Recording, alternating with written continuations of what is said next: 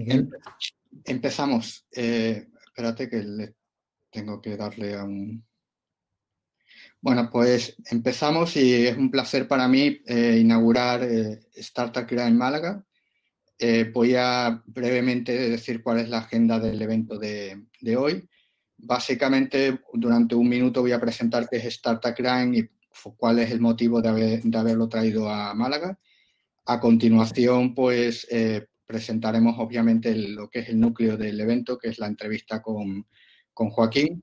Y a posteriori habrá una serie de preguntas que se pueden hacer vía chat o si alguna persona ha mandado alguna pregunta por email. Y por último tendremos 10 minutos de networking para el que quiera quedarse a la finalización del evento y en el último momento pues presentaremos el evento de el próximo evento que será el 17 de diciembre. Y el que quiera y que tenga interés también puede participar en la siguiente sesión, porque hemos dividido el evento, lo hemos dividido en dos sesiones, una en español, que es la que estamos inaugurando ahora, y otra en inglés, las dos de 45 minutos, que será básicamente igual, obviamente con las derivas que pueda ir durante la conversación, también con Joaquín en inglés, justo después de esta primera sesión. Bueno, pues lo dicho, primero presento Startup Grind Málaga. Startup Grind es una iniciativa que se empezó hace 10 años por Google for Startups. Ahora mismo tiene más de 2,5 millones de la comunidad global de emprendedores e innovadores en todo el mundo, más de 620 chapters, entre ellos Málaga, que se une a esta red global de ciudades, y más de 125 países. Y tiene como partners, pues entre ellos Google for Startups, Amazon Web Service, Oracle for Startups y empresas de similar calibre. Todas ellas podéis verlo en startupcrime.com/chapters, chapters para las ciudades y para el tema de sponsor, pues todos los sponsors que, digamos, patrocinan Startup Crime a nivel global, y esperemos que próximamente algunas empresas también locales se animen a patrocinar, digamos, los eventos que se puedan ir inaugurando. Obviamente, durante estos 10 años, Startup Crime siempre se ha estado celebrando en eventos presenciales.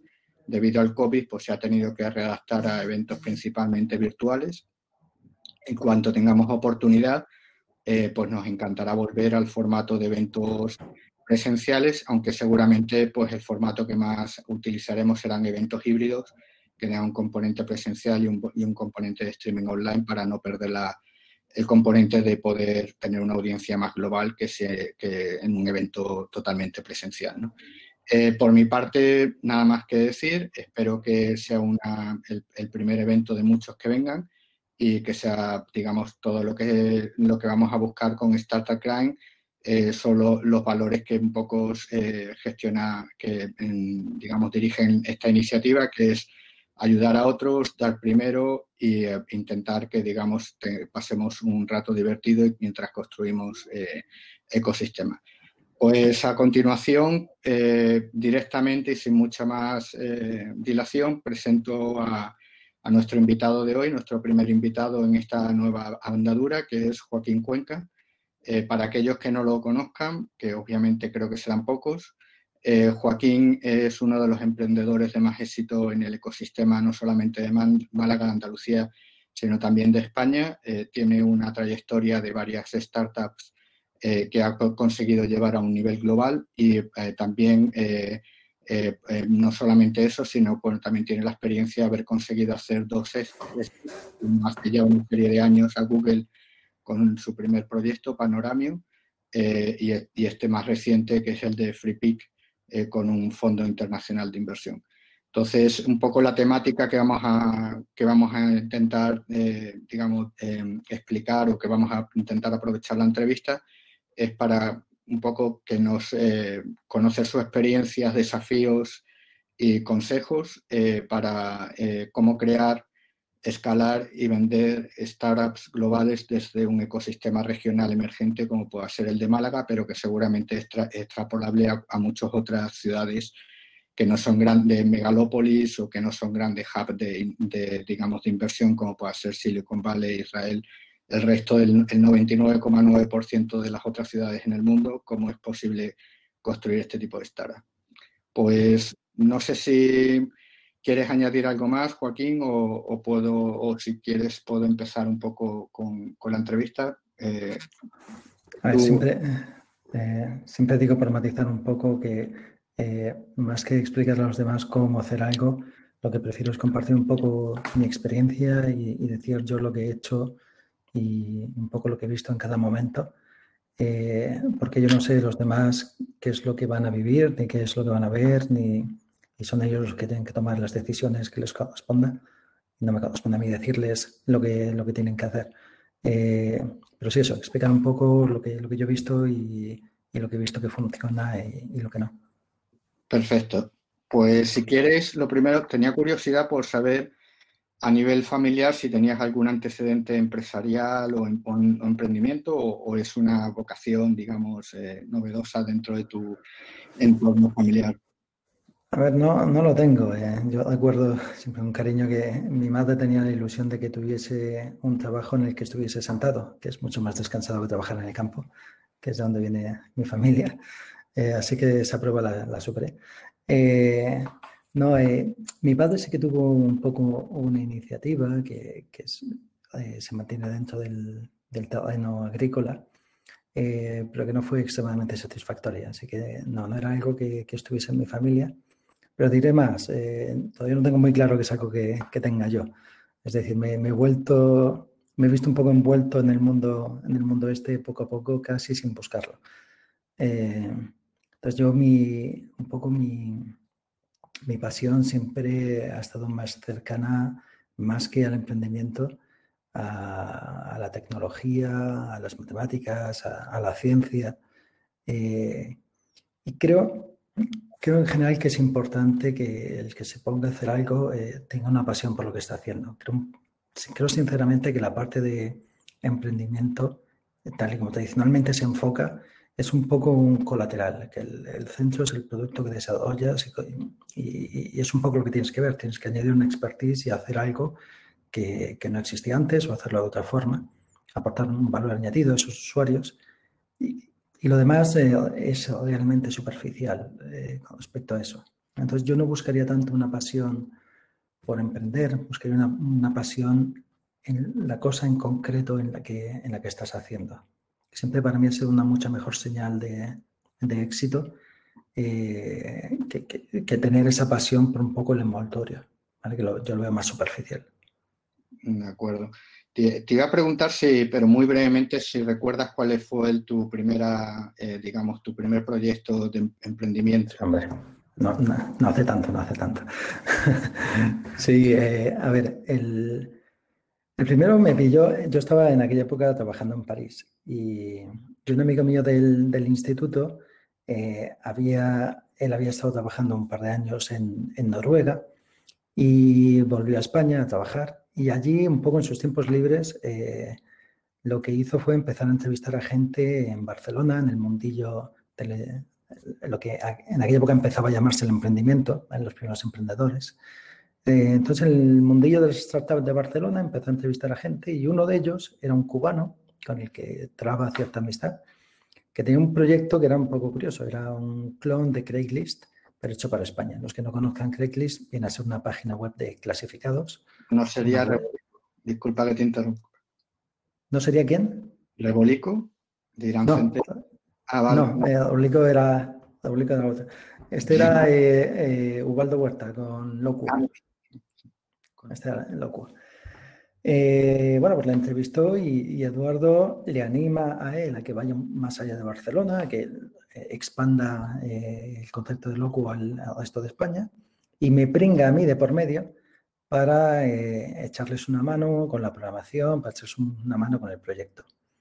Al poco tiempo, unos 6 meses después o algo así, llegó eBay y compró Loco, ¿vale?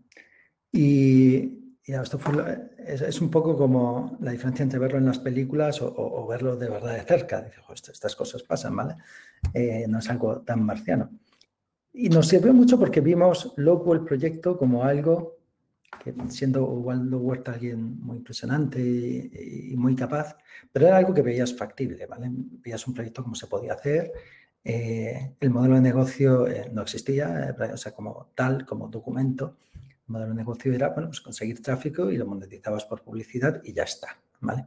Que te quita de en medio esa gran cosa de la que no sabíamos, que era negocio. Torría hablar negocio ayudaba a eliminarlo.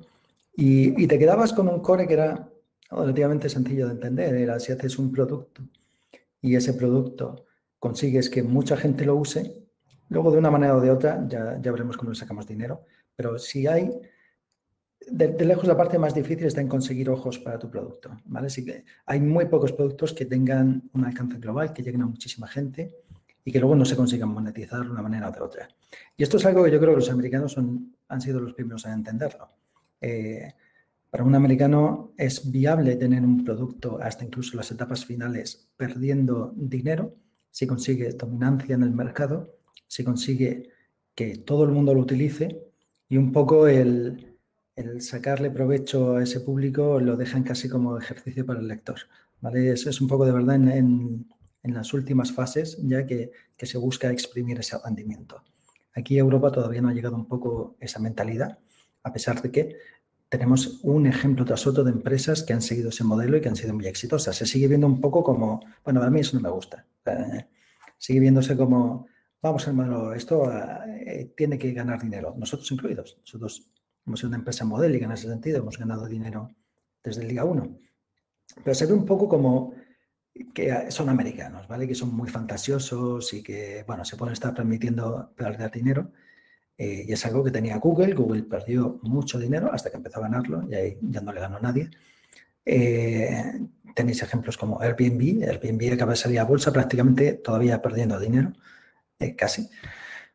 Y muchas otras. Es decir, invierten hasta el final en una apuesta total por dominarlo todo. Pero lo que voy es que como primera aproximación, si consigues ese tráfico, de alguna manera has ganado la partida, ¿vale? El siguiente ejercicio de ganar dinero con el tráfico es relativamente sencillo comparado con conseguir un producto que resuelva un problema de la gente, ¿vale?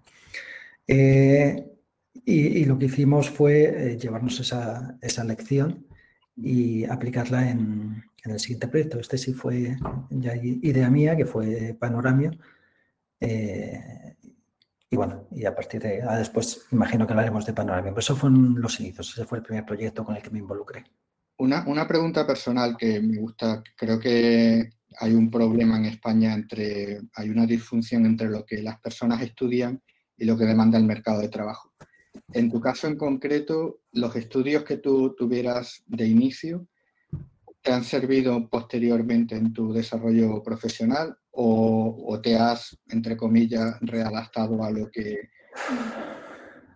A ver, sí, y esto es un tópico, pero creo que es verdad, sí por la forma de pensar. Es decir, también lo he comentado varias veces, yo hice en paralelo los estudios de física y de informática y yo no soy físico, en el sentido de que hoy yo no trabajo en la física, pero sí que es verdad que veo a diario a gente en el negocio que evalúa mal un test AB, porque ves test que no tienen, obviamente, significativo, no tienen validez estadística y los están aceptando por buenos cuando no deben aceptarlos. Ves muchos errores que alguien más formado, por lo menos en mi caso, alguien más formado en ciencia inmediatamente es más escéptico y busca comprobarlo mejor. Entonces, en ese sentido, sí, me ha ayudado. Luego,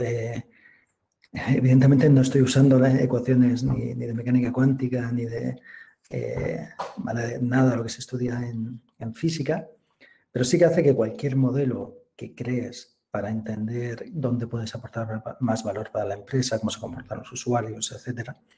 Creo que, por un lado, soy un poco más crítico de lo normal, o que otros que no hayan tenido esa formación, ¿vale? Y que me cuesta menos ver un poco cómo encarzar el modelo e interpretarlo. Y luego, con respecto a informática, un poco más a mitad. O sea, hubo cosas que sí que me fueron útiles, pero también informática. Yo empecé a programar de muy joven, empecé con 8 años, entonces era algo que llevaba prácticamente de siempre conmigo. Perfecto. Bueno, pues vamos a hablar una de tus primeras startups, como has dicho, Panoramio, que bueno, fue adquirida por Google. Muy brevemente, porque bueno, como hemos dividido un poco digamos, el evento en dos, contamos con menos tiempo, pero simplemente, ¿cuáles fueron los principales desafíos o cuál fue tu primera lección aprendida, digamos, con qué te quedas, digamos, sobre todo de la aventura de Panoramio? A ver, para mí la aventura de Panoramio tiene, he mencionado lo de conseguir público antes que conseguir dinero. Nosotros conseguimos dinero simplemente poniéndole publicidad, no nos preguntamos más. Fue también hacer algo que te parezca divertido, que te parezca original, ¿vale? Tuvo impacto porque era algo que no se había hecho nunca, que era agrupar las fotos, ponerlas en un mapa, ¿vale? Y ver dónde se habían tomado las fotos. Hubo también una componente que le digo mucho a la gente, que es un poco de confianza. Cuando Google se aproximó a Panoramio, podíamos haber pensado en lo peor, podíamos haber desconfiado, pero en general partimos de la idea tal vez un poco ingenua de que si Google nos quiere engañar, nos iba a engañar, así que mejor no ni siquiera planteárselo y de, bueno, intentar llegar a un acuerdo en buena fe y creo que fueron súper caballerosos en todo, porque podían haber aprovechado mucho mejor, o sea, de forma mucho mejor, mucho peor para nosotros, la posición que tenían absolutamente dominante sobre nuestro producto. Ellos tenían Google Earth, tenían Google Maps, nuestras fotos iban a Google Earth y a Google Maps, nuestra fuente de ingresos era Google Ads y llegó un momento en que los servidores que teníamos nos pagaban ellos también. Así que la cosa era bastante dependiente. Pero en general, o sea, creo que hay un momento en que si hay un socio potencial con el que se le ve que se puede llegar lejos, hay que dar ese paso de tener confianza. ¿Vale? No sé, no ser tímidos, eso era algo que yo lo tengo mucho y Eduardo era mucho más abierto que yo en ese sentido. Entonces, hubo varias anécdotas que tenemos de cómo ayudó el pues, escribirle a un periodista, escribirle a un bloguero, aunque el producto no estuviese todavía, que en fin, en general el salir un poco de tu burbuja y de tu zona de confort y hablar con la gente y esas conversaciones muchas veces te ayudan a mejorar tu producto. No sé, o sea, fue una época muy bonita para mí. Pero no sabía decirte más en general, extraer pequeños puntos más allá de lo que fue el producto y de lo que fue la experiencia. Perfecto. Pues quería preguntarte, bueno, por la segunda aventura después de Panoramio, llegó BeSoccer, el cambio, digamos, claro de industria o de verticales. ¿Cómo surge esa idea y qué intentaste a lo mejor novedoso o diferente en BeSoccer de lo que en un primer momento hiciste con Panoramio, ¿no? BeSoccer, la idea y la creación a cargo de Manuel Heredia, no a cargo mía.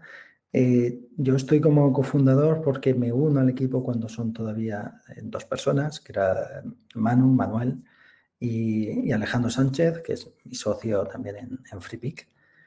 Y estábamos o sea, el cómo nos conocemos es porque cuando llegué a Málaga creé una pequeña conferencia donde entre yo y José Florido, que era mi diseñador en Panoramio, creamos aquí una pequeña conferencia para conocer a los principales actores del ecosistema de startups en Málaga. Y bueno, y invitamos a la gente de todo, colección, de Up to Down, y entre ellos a los chicos de resultados de fútbol. Su oficina coincidió que estaba cerca del piso de mi novia. Yo había empezado a trabajar en un pequeño proyecto en casa de mi novia. O sea, yo venía de Zúrich, me establezco aquí en su casa y tenía ganas de tener una oficina y les pedí de compartir oficina. Me dijeron que encantados, empezamos a trabajar juntos. Ahí es cuando me uno al proyecto.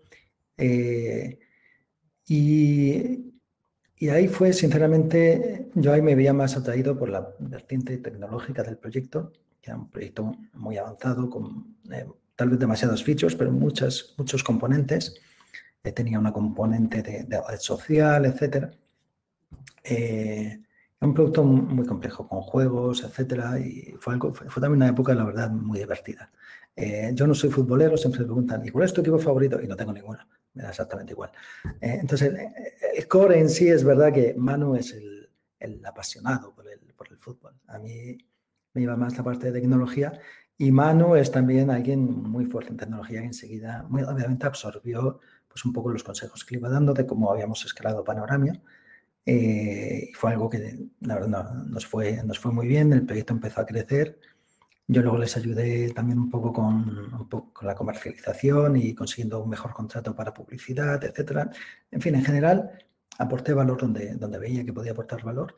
Y es algo que yo le aconsejo a todos los que se unan a algún proyecto que exista, es que primero entiendan el proyecto, dónde está, que se metan, se sienten con los demás y vean, bueno, como dónde están las principales carencias, dónde se puede aportar valor, etcétera. Antes, a veces llegas con una visión un poco desde arriba y eso distorsiona un poco el dónde puedes aportar valor, porque empiezas con ciertas ideas preconcebidas de qué es lo que están haciendo, qué es lo que se debería hacer, que no son siempre reales.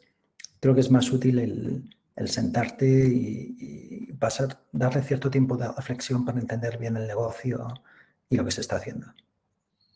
Perfecto. Y así llegamos a FreePic, tu tercera aventura. Quería preguntarte, bueno, no sé si es la tercera o has tenido alguna más entre medias. Han habido más. Lo que pasa es que estamos convenientemente ignorando los fracasos. Pues centrándonos en FreePic, seguramente tendremos que a lo mejor en un futuro pedir una segunda sesión contigo, pero por hablar un poco de FreePic, que creo que casi todo el mundo pues quiere conocer un poco más, ¿no? Entonces, ¿cuáles consideras tú que han sido las claves para llevar a FreePic a ser una startup, digamos, tan global y de tanto éxito, que ha motivado pues que se hayan interesado, digamos, potenciales compradores de fuera de España por ella, ¿no? Esto va a sonar un poco anti-sabiduría popular. Hay un par de puntos aquí que creo que una de las cosas que ha llevado a FreePic a tener tanto éxito, creo que ha sido el mirar la evolución del producto con unos ojos muy ingenuos. O sea, siempre lo hemos mirado con cierta ingenuidad y preguntándonos en todo momento cuál era el siguiente paso que había que dar.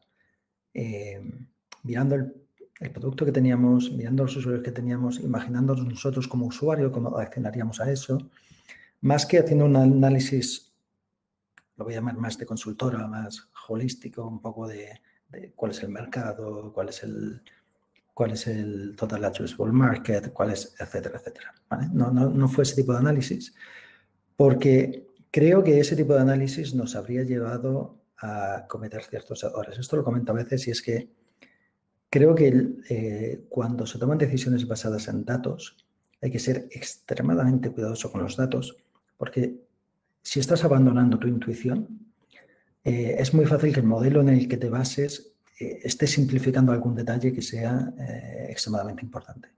Y en la práctica la conclusión a la que llegues no sea válida. ¿Vale? Eso es algo que lo veo ocurrir de forma muy frecuente.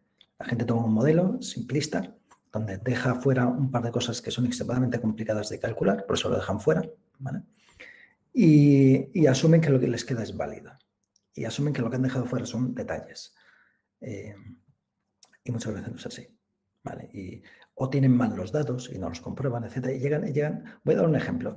Aquí en FreePic nosotros empezamos siendo un buscador. Nosotros no creamos contenido. Nosotros cogemos contenido de otras webs, ¿vale? Y lo indexamos igual que Google. Llega un momento en que nosotros nos damos cuenta de que la experiencia de usuario que estamos dando es mediocre. Porque la gente buscaba en FreePic, encontraba lo que quería, pinchaba, pero ahora para descargarlo y usarlo era otra película, ¿vale? Porque eso le estabas mandando a otra web donde pues esa web no te dejaba descargarlo. Supuestamente sí, pero en la práctica te tenías que dar de alta, te dejaba una descarga al mes, te daba una descarga pero en baja resolución. El contenido no era de verdad satisfactorio, a pesar de que cumplía con un requisito de que se pudiese obtener de forma legal, o eso creíamos, sin pagar, ¿vale? Dado esto, la decisión que tomamos fue crear nosotros contenido. Pero claro, imaginaos a Google creando contenido. Eso no funciona. ¿Vale? Eso va un poco en contra, y va un poco en contra de toda la industria. Toda la industria lo que hacía, en nuestro caso, Shutterstock, por ejemplo, que es un competidor, a Shutterstock le mandan el contenido a terceras partes y es un middleman, es un distribuidor de contenido. Pero Shutterstock no se puede poner a hacer contenido porque enseguida empezarían los celos entre los contributos que le mandan contenido y el Shutterstock. Empecé a pensar si Shutterstock está creando contenido para ponerlo delante del suyo. Si vale la pena que ellos le sigan aportando contenido a Shutterstock, etcétera, etcétera. Hay toda una serie de problemas teóricos, ¿vale? Porque no sabemos si eso va a pasar, que te pueden llevar a, no, tú no debes de crear contenido. Sin embargo, lo hicimos porque mejoraba la experiencia del usuario. Sabíamos que el contenido que tuviésemos, la gente se la iba a poder descargar directamente desde Flickr, sin ir a un tercero y de forma gratuita. Y al final, pues no pasó eso de que los contributos, que eran páginas web a las que les mandábamos tráfico, huyesen en desbandada porque en realidad no tenían nada que perder, simplemente les llegaba un poquito menos de tráfico. Y lo que pasó fue que la experiencia de usuario fue mucho mejor y el proyecto creció mucho más. Creo que ese es el típico análisis donde alguien más de consultora te va a decir que hacer eso es algo que no escala, que es costoso, que vas a poner en peligro tu relación con el resto de páginas a las que están mandando tráfico hoy en día, etcétera, etcétera. O sea, creo que nos vino muy bien. Bueno, es algo de lo que aporta un gran valor hoy en día a Flickr. Es algo que lo diferencia con respecto a los demás. Creo que nos vino muy bien el simplemente mirar el producto y hacernos caso y ver qué es lo que fallaba y cómo podíamos simplificarle la vida al usuario, que es de lo que se trata. ¿Vale? Y eso hay varios ejemplos más que podría dar, donde siempre hemos seguido un poco mirando cómo aportarle valor al usuario. Miguel, ¿estás? Sí. Ahora. Discúlpame.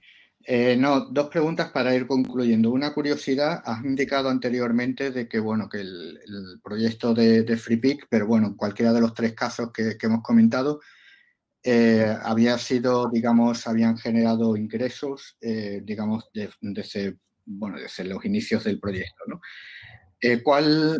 ¿Cuál es tu filosofía un poco entre el dilema de bootstrapping o de buscar financiación o inversión exterior? ¿Crees que por tu experiencia o por tu visión, crees que, digamos, qué modelo es el que crees más adecuado o a ti te ha funcionado mejor? Vaya, antes de eso voy a comentar un pequeño detalle. Están comentando aquí en el chat. Es justo lo contrario que he dicho. Decís, tener cuidado con no confiar en la intuición pero sin los datos. Lo que quiero decir es que en nuestro caso nos funcionó más confiar en la intuición que confiar en los datos. Y lo digo porque, y yo soy mucho de mirar los datos, no os equivoquéis, pero muchas veces el análisis que se hace basándonos en los datos es simplista y no acoge todo lo que pasa, y muchas veces tu intuición sí que de verdad recoge muchos más parámetros que son difíciles de modelizar. Eso es lo que quería decir. No sé si se me ha entendido bien. A tu pregunta, a tu pregunta, Miguel, yo nunca he levantado fondos, nunca he levantado capital en ninguna de mis aventuras. Creo que es porque, bueno, no soy especialmente dado, va un poco en contra mía el tema de venderme o vender el proyecto que estás haciendo, etcétera, etcétera. De verdad no me va lo de hacer presentaciones. Soy más de hablar que de poner por escrito, o soy más de hacer también. No, ni siquiera Friends, Family and Fools. No, nunca he levantado capital. De hecho, por sí, a veces me han preguntado que entonces, como hice la primera especialmente, que fue, o sea, en el caso de Loco era más un colaborador anexo. En el caso de Panoramia, bueno, pues tenía mi trabajo. Empecé a trabajar las tardes y fines de semana en Panoramia, hasta que llegó un momento en el que Panoramia empezó a ingresar 100 euros al mes. Ahí dimití de mi puesto de trabajo para dedicarme a tiempo completo. No me admitieron la dimisión, mi jefe me pidió un poco más de cabeza. Y cuando el proyecto subió a 200 euros, ahí ya sí dimití definitivamente. Volví a casa de mis padres, con lo que ahí no tuve muchos gastos. Y con esos 200 euros, bueno, fueron creciendo a 500, un poco más tarde a 800. Entre medias, lo que hice con Eduardo fue que dimos algunos cursos de formación para empresas, a pesar de que yo no sabía ni lo que nos inventamos algunos cursos, conseguimos algunos clientes, ganamos un poco de dinero para ir tirando. Y luego ya enseguida Google nos puso en Google Earth y ahí se multiplicaron por 10 los ingresos. Bueno, algo más. O sea, empezamos, creo que el primer mes que nos pusieron hicimos en torno a 25.000 euros ese mes y ya podíamos pagarnos un salario, pagar los servidores y pudimos contratar a José Florido como diseñador, que llegó justo un poquito antes. Y luego a partir de ahí, afortunadamente no me ha vuelto a hacer falta con el éxito de Panoramio, pero tampoco he usado el dinero de Panoramio nunca. En el caso de FreePic, prácticamente desde el mes 1 o 2 empezó a dar dinero con publicidad. Fue también un proyecto hecho en los tiempos libres, mientras lo empezó Alejandro inicialmente, yo le ayudé con los servidores y fue mientras estábamos en resultados de fútbol. Resultados de fútbol, Manu lo empieza cuando tiene que darse de baja, creo que fueron 6 meses, por una lesión muy mala jugando al fútbol, precisamente. Y en ese tiempo empezó el proyecto. O sea, siempre hemos empezado los proyectos, bueno, un poco en nuestro tiempo libre, hasta que pillan un poco de tracción, empiezas a ganar un poco de dinero, si no, trabajas un poco en paralelo y así es como lo hemos ido arrancando todos. Vale. Una última pregunta, me quedo mucho en las que me gustaría preguntarte, pero para que por lo menos puedan haber 5 minutos de networking entre las personas que, digamos, están aquí. ¿Qué crees tú que le pueda faltar o cuál sería tu recomendación tanto para lo que va a ser el ecosistema privado como para las entidades públicas? 1, 2, 3 ideas para potenciar el ecosistema, digamos, de startups en Málaga y en Andalucía, digamos, en lo que sería más cercano a nosotros, ¿no? A ver, lo primero, yo no sé mucho de cómo potenciar, porque no es mi trabajo, y no sé si mis recomendaciones son buenas en esto, pero hablar es gratis, ¿vale? Así que las doy. Una de ellas es que a mí siempre me ha parecido que cómo se ha aproximado este problema de hacer crecer un ecosistema en Málaga, creo que no mandaba las señales adecuadas, ¿vale? Estamos hablando de cosas como el Málaga Valley, que ha tenido un impacto importante en el PTA y en atraer inversión y empresas extranjeras que viniesen al PTA. Pero un poco lo que no ha conseguido es crear dentro de la ciudad un ecosistema de startups. ¿Por qué? Creo que en general la imagen que mandaban no era la correcta. O sea, en todos los eventos suena un poco estúpido, ¿vale? Pero era todo gente con traje y corbata. Esa no es la imagen que nosotros compartimos. Esa no es la imagen por la que nosotros nos vemos atraídos. Esa no es la imagen donde nosotros nos vemos reflejados. Y creo que es importante que veas algo donde tú te puedas ver como esa persona, ¿vale? Yo cuando estaba en San Francisco, en los distintos viajes que estuve, lo que recuerdo de allí era, o sea, siempre ibas con alguien y demás y acababas en una cena con varias personas que no conocías. Recuerdo en una cena con 8 personas, todos estaban en startups y todos eran como nosotros, ¿vale? Y todos estaban en startups y tú muchas veces dudabas, ¿sabes? Dices, hostia, este tío que tiene una social, no sé qué tal. Y luego la acababa comprando Twitter por 150 millones y el tío que habías visto en la cena aquella acababa siendo vicepresidente de producto de Twitter. Y el otro era, joder, a todos más o menos les acababa funcionando. A veces das varias vueltas, pero funcionaba bastante. Y era gente con la que te podías sentir identificado, ¿vale? Creo que eso nos ha faltado, ¿no? No hemos buscado esa empatía con la persona que tiene que hacer ese tipo de productos, ¿vale? Igual que se busca en muchos otros dominios. Creo que no se ha entendido bien exactamente qué es lo que le apasiona a esa persona. Creo que se confunde a veces una pasión por tal vez la economía, más que una pasión por la tecnología, el diseño, el producto, que es lo que define lo que estás creando, ¿vale? Entonces creo que de alguna manera desde los entes públicos a veces no se ha terminado de entender bien cómo debe ser esa semilla para que germine un ecosistema. Bueno, yo creo que hay bastantes posibilidades de desarrollar, que ya se está desarrollando un ecosistema sólido. Tengo varias ideas de cómo puede ir creciendo. Creo que nosotros mismos, Virus Total, Up2Down, hay varios ejemplos de empresas que pueden, y creo que es un poco misión de todos, ayudar a que se forme más gente, que más gente conozca este modelo y que se anime a ejecutarlo. Falta un poco esa pata de financiación, que siempre hay cierta carencia, especialmente en el sur, aunque la hay un poco en toda España, ¿vale? Comparado con otras zonas. Y creo que es una carencia con la que inicialmente vamos a tener que vivir. Está ahí. En lugar de pensar en cómo podemos hacer para que nos inviertan, creo que debemos de dar un primer paso para cómo arrancar sin esa inversión exterior, o bueno, o aprender a buscarla en otros sitios. Y es lo que hay. Vale. Miguel, estás de nuevo muteado. De nuevo te doy las gracias por avisarme.